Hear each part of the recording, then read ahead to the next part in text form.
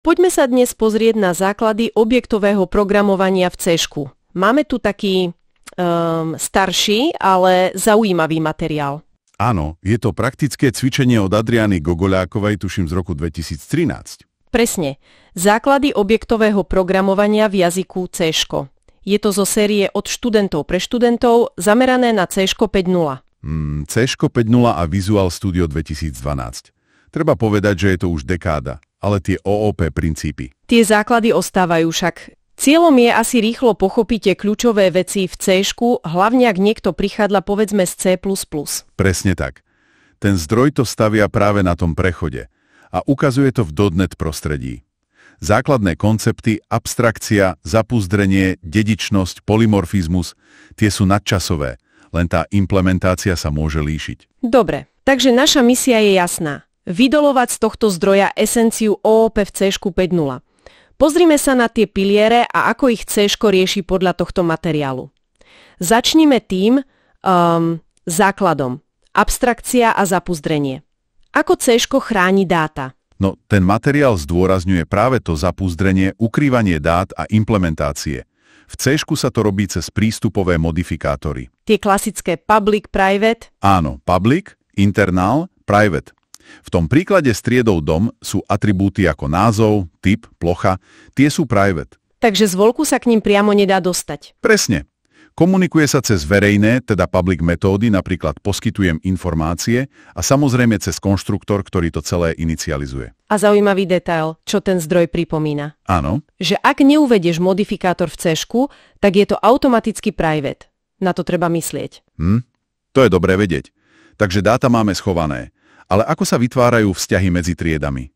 Tá dedičnosť, vzťah je typom. Ako to rieši C-ško podľa tohto zdroja? No, podľa tohto materiálu C-ško podporuje len jednoduchú verejnú dedičnosť. Teda trieda môže dediť priamo len od jednej triedy. Nie ako v C++, kde je aj viacnásobná dedičnosť. Presne. A ten príklad dom a od neho odvodená chata to pekne ukazuje. Chata prebere vlastnosti a metódy domu a pridá si svoje, napríklad cena prenájmu za noc. Aha. A spomína sa tam aj volenie konštruktora rodiča? Áno. Používa sa na to kľúčové slovo base v konštruktore odvodenej triedy. Tým sa zabezpečí inicializácia tej zdedenej časti. Rozumiem. Okrem dedenia sa objekty dajú aj skladať. Ten vzťah má. Spomína zdroj aj agregáciu alebo kompozíciu? Letmo sa toho dotýka. Spomína tieto vzťahy a uváda príklad vnorenej triedy vedúci oddelenia v rámci triedy oddelenie.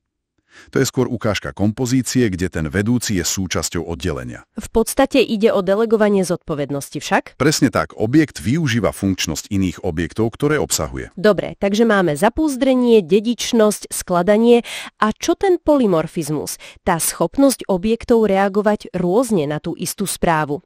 Tam to začína byť zaujímavé, nie? Ako to C# umožňuje? Ten materiál ukazuje dve hlavné cesty v C# 5.0.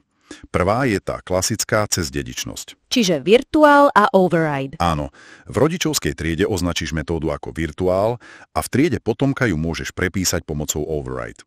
Ten zdroj má príklad s triedami stvorec a kosostvorec. A tie majú asi rôzne implementácie metód, ako vycislý obsah obvod, však? Presne. Každý si to vypočíta po svojom.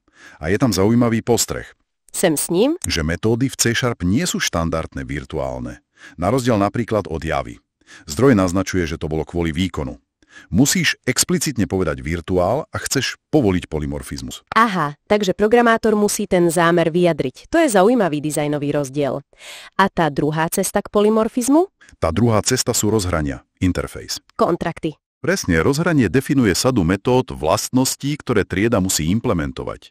Nemusí tam byť žiadna dedičná väzba medzi triedami. Stačí, že implementujú rovnaké rozhranie. Ako v tom príklade i-plosný útvor a stvorec. Áno, stvorec implementuje i-plosný útvor a tým pádom vieme, že má metódy definované v tom rozhraní. A zdroj odporúča aj tú konvenciu dávať i na začiatok názvu rozhrania. Jasné, i ako interface. Keď sme už pri tých C# špecialitách, ten zdroj vraj dosť vyzdvihuje oproti C++ tzv. Vlastnosti. Properties. Čo na nich bolo také užitočné? No vlastnosti sú podľa toho materiálu taký elegantnejší spôsob, ako pracovať s dátovými členmi triedy.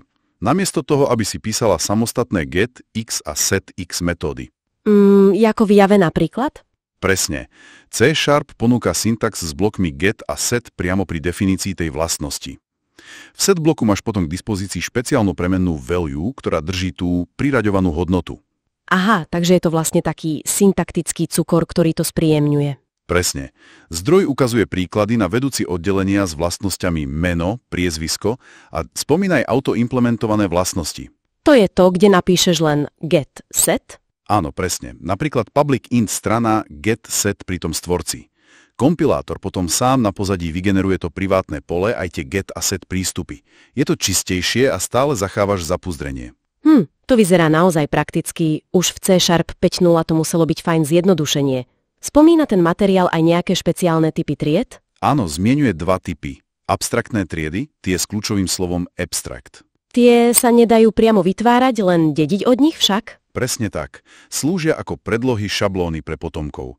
Príkladom bol tuším dopravný prostriedok. A potom spomína zapečatené triedy, sealed. A od tých sa zase nedá dediť vôbec. Áno, zapečatíš ju a hotovo. Nikto ju nemôže rozšíriť. Príklad, informácie o súbore. To môže byť užitočné kvôli stabilite alebo bezpečnosti v niektorých prípadoch. Fajn, myslím, že sme prešli tie kľúčové body z toho cvičenia.